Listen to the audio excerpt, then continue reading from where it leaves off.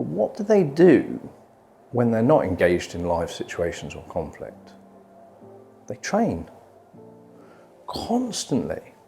Now, those are people who have mastered their craft before they ever engage in any kind of conflict or live scenarios. Yet, for years, if they're in the role for decades, every time they are not engaged in a live scenario, they're training, refining, honing those skills that they have already mastered.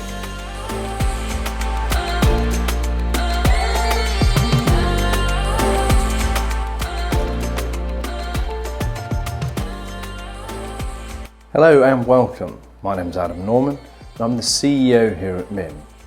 MIM delivers our global best practice in IT major incident management training and certification to clients in over 90 countries around the world.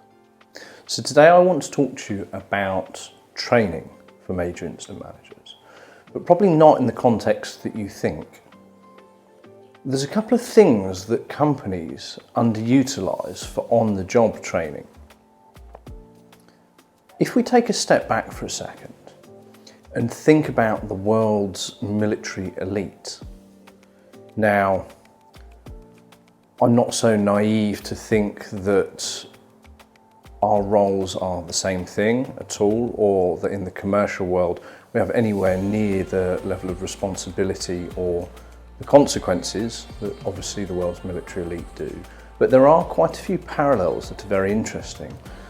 In our naturally much safer worlds, we are entrusted to protect the company, the end users, and the stakeholders when the company needs us most in a time of chaos, in a time of commercial crisis. And that means that that responsibility that's put upon us should be taken very seriously. It's also partly why the role can be so enjoyable. There's very few roles where you have that level of challenge. Going on a training course can absolutely be a very powerful catalyst in giving people the skills, the knowledge, and delivering it in a way that they can apply them is extremely powerful and is often the starting point, even for very experienced major incident managers. However, I think we often make the mistake of thinking, particularly in our industry, of train once, get a certification, apply, and that's almost the end of the journey. The certification is the end of our learning journey. But if we think about the very best leaders, constantly training, now if we come back to the world's military elite, think about how extensive their training is. Think about the money that the forces invest in them. And think about just how incredible the things they overcome are, the skills they learn, and the degree to which they learn them and can get the repetitions in. They may then go off and deal with various situations, but what do they do when they're not engaged in live situations or conflict? They train constantly. Now, those are people who have mastered their craft before they ever engage in any kind of conflict or live scenarios.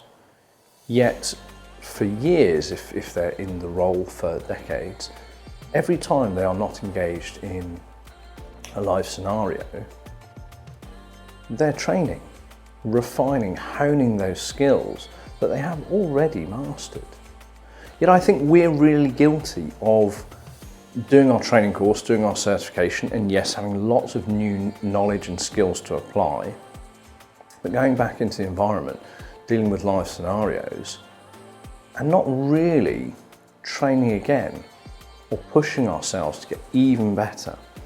And I think that's true of people who are still on the learning journey, so they're kind of average or maybe good major incident managers.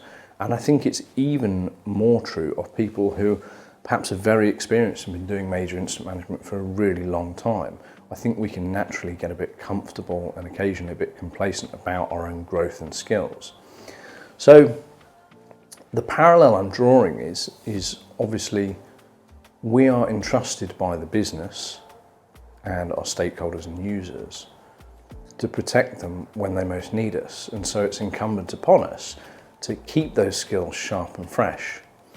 So I'm going to talk about the two ways that I think on the job or in job training can be applied. Number one, scenarios. Drilling various scenarios is really powerful. There's lots of ways that you can do this. You can simulate this yourself. So you can sit there essentially, run through a written down scenario and produce comms, etc., and decide on the actions and path you will take. Or if you have the people and resources, you can involve multiple parties and actually run a proper scenario with other people on the end of the phone, with mock bridge calls, etc. And I would pre-plan these scenarios so they aren't written. This is often something we do with companies. We either prepare them for scenarios, we run the actual scenarios with them. And I think it's really powerful. You don't even necessarily need us if you're a competent facilitator. You can run this internally in your organisation to do it yourselves. So that's one way, is drilling scenarios. Now, I believe that's very, very important for a couple of reasons. One, getting those extra repetitions in. Two, identifying blind spots, both in people, so leadership blind spots, or potentially blind spots of information or knowledge.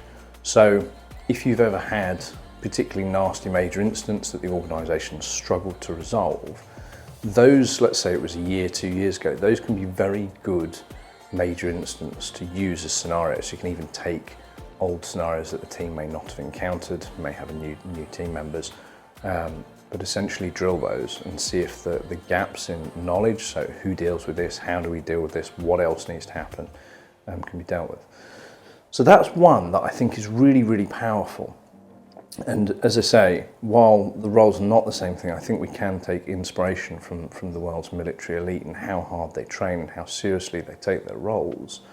We can think of ourselves as having, at least in the commercial world, a similar obligation to keeping our skills as sharp as possible, as being on top of our game. Number two is, and this is very rare, that companies get this part right, is post-major incident reviews as learning documents, and I don't mean lessons learned.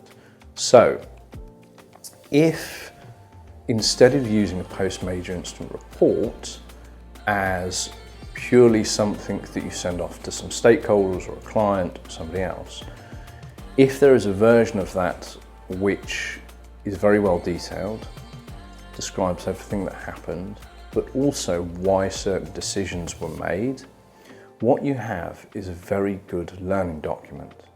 Now, for example, if I have a new member to the team, them spending time with a document database of like 100, 200 post-major incident reports is essentially them getting to shadow all the people who ran those major incidents. And so you can take this further. You can go, well, I don't know, Susan or Sanjay, they are the best major incident managers we have. So when somebody new joins the team, or even somebody who's been with the team a long time, but we're trying to help them improve, I want you to look at those two people's post-major incident reports for the last 3 weeks or the last month. Really read through them, go and ask them some questions about them if there's nothing, if there's anything in there that you don't understand. So it does a couple of things. One, you get even more familiar with which teams are involved in which types of major incidents, really, really useful. You get to see the decision-making process of some of the best performers, and you embed more and more knowledge. You'll also start to ask some very interesting questions, which again helps you learn. And very few organisations do this. If you do this over a long period of time, you literally end up with a huge library of hundreds, if not thousands, of really good post-major incident reports. Now, I should say that some organisations, the way they use post-major incident reports is more as a report of this incident happened. And naturally within that, I'm not so naive. I don't think that organisations are more sensitive about the information they put in there. If that's the case, those probably aren't going to be the best documents, because you're not going to be as explicit with the decisions made, how they came to. So potentially just a slightly separate version of that. It doesn't have to take a long time. So those are the two things that I think in-job training can be really valuable for major incident managers and major incident practices. I think they're massively underutilised, and I think they can really benefit people. There's a real obligation on us not to let our skills deteriorate, and I think there's a couple of caveats to this. If you work for a shared service major incident practice for a managed service provider, the economics and setup of that mean that you probably deal with at least 2 or 3 major incidents a day. I would say you are getting such high volume. I'm not suggesting that doesn't mean that training needs to be applied or that scenarios can't be useful, particularly of complex ones, but it's probably required less because the reps you get in of actually applying live scenarios is just so high that works. But for most organisations or people and major incident managers that don't work for managed service providers where they're almost major incident factories with just huge volume coming through and you're just getting so much exposure, in-job training is really, really important, and is an important component of both retaining and developing your staff and your people. I hope we've added some value. I hope you found this interesting. You can take this back into your organisation and apply it. See you next time.